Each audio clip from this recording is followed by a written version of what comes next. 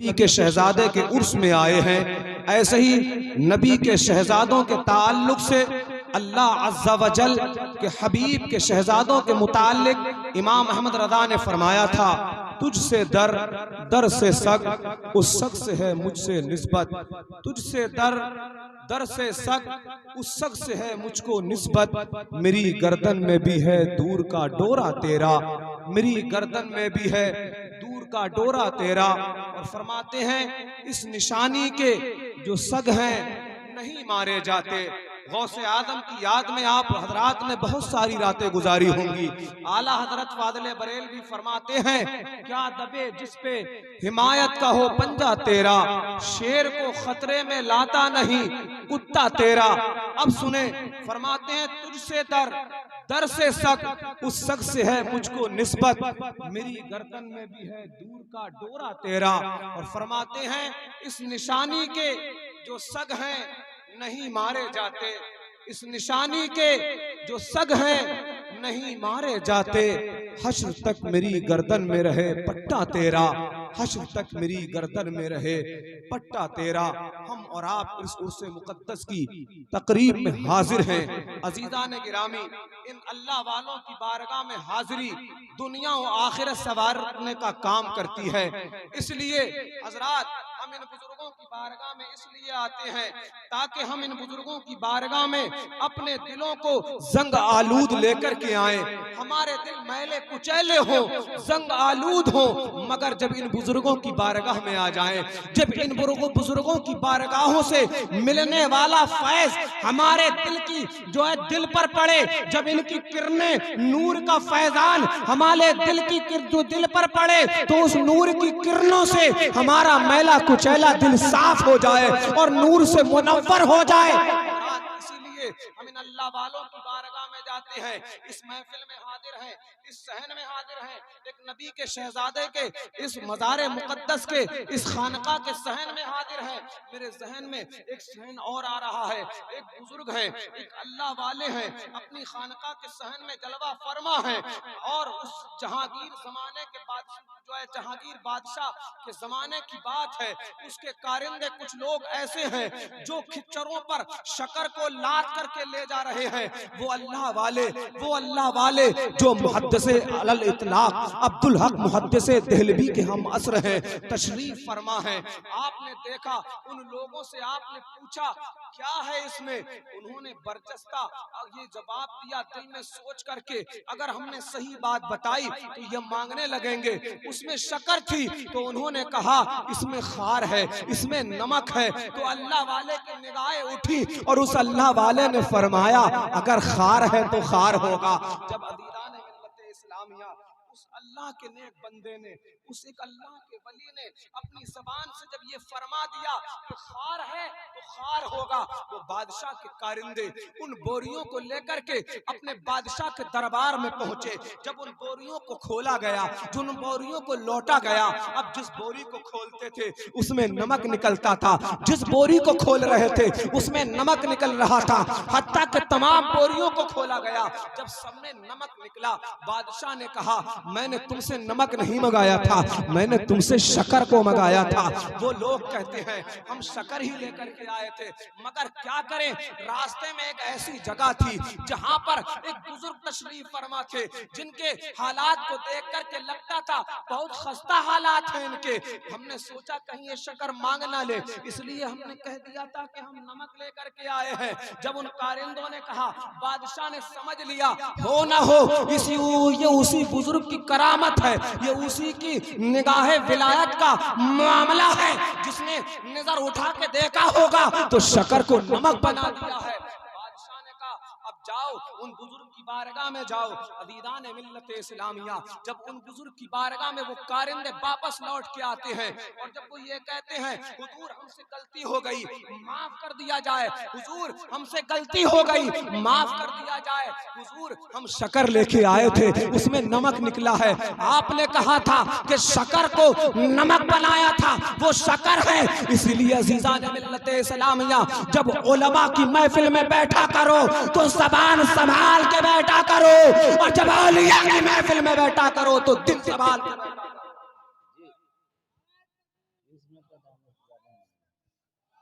इसलिए उलमा जबान से निकली हुई बातों पर हुक्म नाफिज करते हैं। जी बेशक। और ये औलियाए किराम की महफिलें होती हैं जो दिलों की बातों को परख करके तुम पर हुक्म नाफिज कर देते हैं। जी बेशक बेशक। हाथ जोड़ करके अर्ज किया माफ कर दिया जाए। फरमाते क्या था का हुजूर शकर। वो बुजुर्ग फरमाते हैं जब शकर है तो शकर है जाओ। अब हजरात, अब जिस बोरी को देखते हैं, जिसको खोल करके देखा गया था नमक है, अब उस बोरियों की तरफ देखा जाता है तो हर बोरी में शकर है, हर बोरी में शकर है। अज़ीज़ान मिल्लत इस्लामिया, अब कुछ लोगों के जहन में ऐसी बात आ रही होगी, हो सकता है मौलाना साहब ने ये बात अपनी तरफ से ऐसी ही कर दी हो। अगर किसी को तारीख का मुताला करना हो तो हयात मीर अब्दुल वाहिद बिलगिरामी को देख ले, ज़िया वाहिदी को देख ले, उन किताबों में ये इबारत मौजूद है। और ये बुजुर्ग कोई आम बुजुर्ग नहीं है, ये वो हैं जिनके इल्म और अमल का लोहा दुनिया हिंदुस्तान का सबसे पहला मुहद्दिस अब्दुल हक मुहद्दिस देहलवी मांग रहे हैं। वो कहते हैं कि काश शेख तैयब होते तो मसाला हल हो जाता। नारे तकबीर, नारे रिसालत, नारे गौसियत, मसलके आला हजरत फैजाने बिलग्राम शरीफ, नारे तकबीर, जिंदाबाद जिंदाबाद। मोहल्ला है ये, बिलगिराम में मोहल्ला है, वो खानकाए वाहिदिया तैयबिया का सहन है। अल्लाहु अकबर। इन बुजुर्गों की ये बुजुर्गों की बारगाहें हैं। आज भी तुम एक नबी के शहजादे के मदार मुबारक के करीब इस सहन में बैठे हो, उर्से मुकद्दस की तकरीब में बैठे हो, दिल को संभाल के बैठो। अगर इनकी चौखट से वाबस्ता तुमने अपने दिल की लगन को कर लिया, यकीनन कामयाबी तुम्हारा मुकद्दर बन जाएगी। और इनके मिशन को अगर अपना करके उस पे अमल कर लिया, दुनिया और आखिरत में कामयाबी मुकद्दर। क्या बात, क्या बात, जिंदाबाद। इन खानकाहों का पैगाम हक, इन खानकाहों का दर्स। हजरात, इन खानकाहों में सिर्फ अज़ीज़ान मिल्लत इस्लामिया सिर्फ तरीक़त वाले नहीं रहते। लोगों ने सोचा तरीक़त और शरीयत दोनों अलग अलग चीज हैं। ये अब मैं आपके जहन में, आपके जहन के पर्दे पर एक ऐसी बात पेश करना चाहता हूँ जो आप सब भूल जाएंगे, ये कहने वालों को भी और ये सुनने वालों को भी, कि इन शरीयत अलग है और तरीक़त अलग है। इसलिए उलूम व फ़नून के एक ऐसे बहरे बेकरार हजरत अब्दुल कादिर जिलानी हैं, गौसे आज़म हैं, तमाम उलूम व फ़नून के बहरे बेकरार हैं। वो इल्म शरीयत और इल्म तरीक़त के एक संगम है। बल्कि अज़ीज़ान मिल्लत इस्लामिया अपने जमाने के हम असर उलमा में, फुज़ला में, मुफ्तियाने किराम में एक इम्तियाजी हैसियत रखते हैं, इम्तियाजी निराली शान रखते हैं। वो शहंशाह बगदाद हैं, उनके शहजादे हजरत सैयद अब्दुल रज़्ज़ाक़ अलैहिर्रहमा नकल फरमाते हैं, बिलादे अजम से इराक के उलमा के पास में बहुत सारे इस्तिफ्ते आते थे, सवालात आते थे। एक ऐसा सवाल आया, अज़ीज़ान मिल्लत इस्लामिया, एक ऐसा इस्तिफ्ता आया, एक ऐसा सवाल आया, एक शख्स के हवाले से उसमें लिखा हुआ था कि एक शख्स ने कसम खाई है कि मैं रूए जमीन पर ऐसी इबादत करूं कि पूरी रूए जमीन पर उस वक्त में कोई भी इबादत न करता हो। अगर मैं ऐसी इबादत न करूं तो मेरी बीवी को 3 तलाक हो जाए। एक ऐसा फतवा आया बिलादे अजम से उलमा इराक के पास। उस जमाने के बड़े बड़े उलमाए किराम ने उस फतवे को, उस इस्तिफ्ते को देखा, उस सवाल को देखा और जवाब लिखना चाहा, मगर तसल्ली बख्श तशफ़ी बख्श जवाब ना दे सके। कमा हक़्क़हू, जो उसका हक था वो जवाब ना लिख सके। जब वो जवाब ना लिख सके, मालूम है फिर वो सवाल आया कहाँ पर? वो हजरत अब्दुल रज़्ज़ाक़ जो गौसे आज़म के शहजादे हैं, उनकी मारफत अब्दुल कादिर जिलानी की बारगाह में आया, गौसे आज़म की बारगाह में आया। और शहंशाह बगदाद की बारगाह में जब वो सवाल आया, अब वो सवाल देख करके अज़ीज़ान मिल्लत इस्लामिया शहंशाह बगदाद गौसे आदम रज़ियल्लाहु ताला अन्हु ने उसका जवाब जब लिखवाया, जानते हो ऐसे जवाब लिखवा दिया जैसे एक आम फहम मसले को बयान कर दिया जाता है। अज़ीज़ान गिरामी, इसलिए लिखवाना ये भी था कि अब ऐसा वक्त हो, ऐसा मामला हो, ऐसे वक्त में इबादत हो कि उसके जैसी रूए जमीन पर कोई इबादत ना करता हो, वरना तलाक हो जाएगी उसकी बीबी को। अल्लाहु अकबर। हजरत अब्दुल कादिर जीलानी ने, शहंशाह बगदाद ने, गौसे आज़म ने उस वक्त में आपने हुक्म नाफिज फरमाया वो शख्स मक्का मुकर्रमा में चला जाए। अब जवाब सुन लीजिए, अज़ीज़ान मिल्लत इस्लामिया फरमाते हैं वो शख्स मक्का मुकर्रमा में चला जाए और मक्का मुकर्रमा में जब वो पहुंच जाए तो हतीम को खाली कर दिया जाए, मुताफ को खाली कर दिया जाए। जहां तवाफ किया जाता है, जब मुताफ खाली हो जाएगा वहां कोई भी नहीं होगा, फिर उस शख्स से कहा जाए कि तू काबे का तवाफ कर ले। जब वो काबे का तवाफ करेगा तो ऐसी इबादत पूरी दुनिया में कोई दूसरी नहीं हो सकती है, उसका सवाल का जवाब भी हो जाएगा, उसकी बीबी तलाक से भी बच जाएगी। अल्लाहु अकबर। अज़ीज़ान मिल्लत इस्लामिया, ये अपने जमाने के बहुत बड़े गौसे आज़म हैं। गौर करिए आप, तरीक़त और शरीयत, तरीक़त और शरीयत के बहरे बेकरां हैं, ये संगम है। अब अज़ीज़ान मिल्लत इस्लामिया, हम और आप गौर व फिक्र करें, जमाने का गौसे आज़म जब इल्म उलूम व फ़ुनून के इतने बड़े मनसब पर फायज है, जिसकी विलायत के चर्चे उसकी विलादत से कब्ल है, मालूम हो ये होता है, जाहिर ये होता है कि असल इल्म दीन मुस्तफ़ा है। वो चाहे जाहिर में सीखा, चाहे बातिन में सीखा, चाहे सरैनी तुर्कुनिया के जिंदा दिल जियाले मुसलमानों, तुम वो जामिया अनफिया रज़बिया में अपने बच्चों को भेज करके सीखो या अल्लाह वालों की बारगाह में भेज करके सीखो। मेरा मशवरा ये है, पहले मदारिस इस्लामिया में तो कसम खुदा की जब वो इल्म उलूम व फ़ुनून से आगाही हो जाएंगे तो इंशाअल्लाह बेड़ा पार।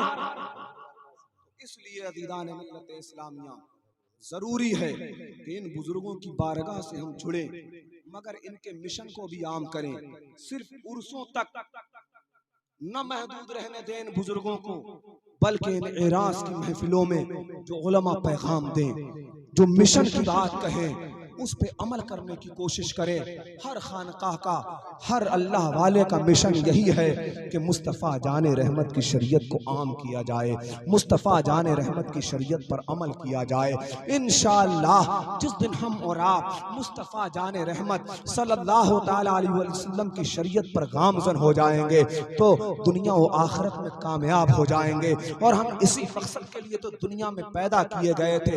आखिरी बात कह के मैं आपसे रुखसत हो जाऊं, इसलिए आपके जहन में एक बात और मैं पेवस्त करके चला जाऊं, ताकि आप शरीयत और तरीक़त को जुदा करना भूल जाएं, बल्कि ये कहें पहले शरीयत है बाद में तरीक़त है। जितनी मजबूत शरीयत होगी उतनी आला तरीक़त होगी। आप देखें बरेली शरीफ है, ये शहर रजा है, रजा का शहजादा है। दुनिया सुन्नियत में जिसके नाम का डंका बजता है, जिसको जमाना मुफ्ती आजम हिंद मुस्तफ़ा रजा है, इस्लामिया जिनके ताल्लुक से हजरत कारी अमानत रसूल साहब ने किताब लिखी, मुजद्दिद इब्ने मुजद्दिद 15वीं सदी हिजरी का, जिन्हें मुजद्दिद तस्लीम किया जाता है। और मुजद्दिद वो होता है जो अपने जमाने के बड़े बड़े औलियाए किराम पर सबकत रखता है, फजीलत रखता है।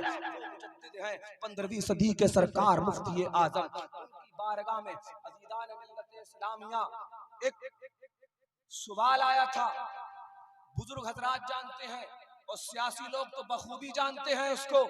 उस जमाने में आपकी बारगाह में एक सवाल आया कि हुजूर इमरजेंसी का दौर है, नसबंदी नाफिज कर दी गई है, बड़े बड़े मौलवियों ने नसबंदी के जवाज के फतवे दे दिए हैं, मगर हजरात उस वक्त में जो नसबंदी के जवाज के फतवे दे रहे थे वो मुस्तफ़ा के गुलाम नहीं थे, वो मुस्तफ़ा के गद्दार थे।